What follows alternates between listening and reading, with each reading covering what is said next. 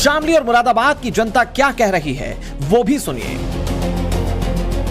देखिए, इस्लाम में कहीं भी कट्टरता की इजाजत नहीं है। इस्लाम एक मजहब प्यार मोहब्बत का है, भाईचारे का है। इस्लाम में कहीं भी इस बात की इजाजत नहीं है कि किसी के साथ जबरदस्ती की जाए। भी शख्स कानून को अपने हाथ में ले, चाहे वो मुस्लिम हो या हिंदू हो, शरीयत इस बात की इजाजत नहीं देगी कि कानून को अपने हाथ में ले। अगर उसने गिना किया है, पर्दे को बगैर पर्दे के गई, तो वो उसकी गुनाहगार वो खुद है, ना कि वो गुनाहगार होगा। सच्चाई यह है कि मजहब इस्लाम ने एक गुंजाइश और दी। अगर उसकी बीवी उसके कहने से बाहर हो, ना मानती हो, समझाने के बाद भी ना मानती हो, तो उससे अलहदगी इख्तियार कर ले। लेकिन जिंदगी किसी की लेने का किसी को कोई हक नहीं है। हमारे इस्लाम में ये नहीं है कि कुरान में लिखा हुआ है कि बुर्का पहनना जरूरी है, नहीं है। ये अपनी लोगों की निजी पसंद है कि कोई पहने ना पहने, जबरदस्ती किसी पे नहीं है।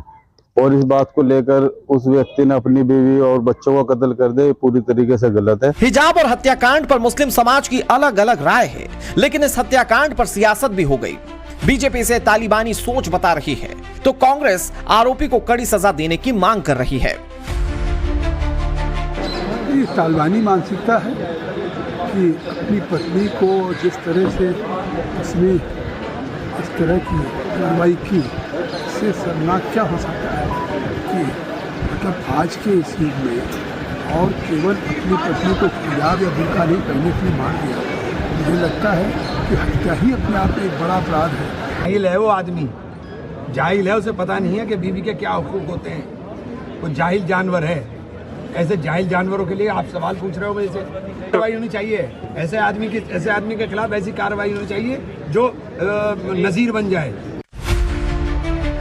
शामली में बुर्के के नाम पर हुए हत्याकांड पर हड़कंप मचा हुआ है, तो बिहार के मुख्यमंत्री नीतीश भी इसी बुर्के को लेकर सवालों के घेरे में हैं। दरअसल एक कार्यक्रम में आयुष डॉक्टर्स को नियुक्ति पत्र देते समय नीतीश कुमार का महिला आयुष डॉक्टर का नकाब खींचने का मामला तूल पकड़ रहा है। वीडियो वायरल होने के बाद मामला इतना गरमाया कि अब सरहद पार पाकिस्तान से भी नीतीश को धमकी दी जा रही है।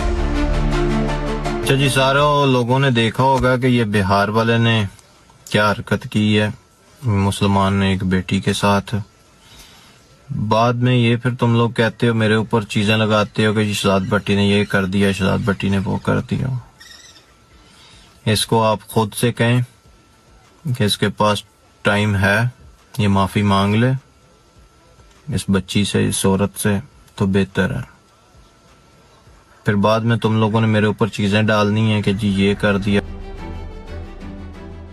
हिंदुस्तान में विपक्षी नेताओं के निशाने पर नीतीश कुमार हैं। कोई इस्तीफा मांग रहा है तो कोई बिहार की धरती के लिए इसे कलंक बता रहा है। और ऐसी सरकार भारतीय जनता पार्टी और जेडीयू मिलकर चला रहे हैं, इसकी मैं कठोरतम शब्दों में निंदा करते हुए और बिहार की धरती के लिए कलंक बता। को पता नहीं एक मुसलमान औरत जो नकाब करती है, what it is for a Muslim woman, कि आप उनको डिसरोब कर रहे हैं खुदा ना खास्ता, जस्ट बिकॉज आप वहाँ के चीफ मिनिस्टर हैं। आपको कोई हक नहीं बनता कि आप उनका नकाब ऐसे नीचे करें। विरोधी सवाल उठा रहे हैं, लेकिन गीतकार और पटकथा लेखक जावेद अख्तर का इस मामले पर क्या कहना है वो आपको बताते हैं। जावेद अख्तर का कहना है कि तुम्हें अपने चेहरे पर शर्म क्यों आनी चाहिए, तुम्हें क्यों शर्मिंदा होना चाहिए। वो मैंने माना कि बहुत कपड़े, चाहे वो मर्द पहने चाहे औरत पहने, वो सम्मानित नहीं है। अगर एक शॉर्ट स्कर्ट, एक टी शर्ट ऑफिस में या कॉलेज में पहनकर आए तो यह अच्छी बात नहीं। अच्छे कपड़े पहनने चाहिए और एक महिला को भी अच्छे कपड़े पहनना चाहिए, लेकिन उसके चेहरे को ढकने से क्या होता है।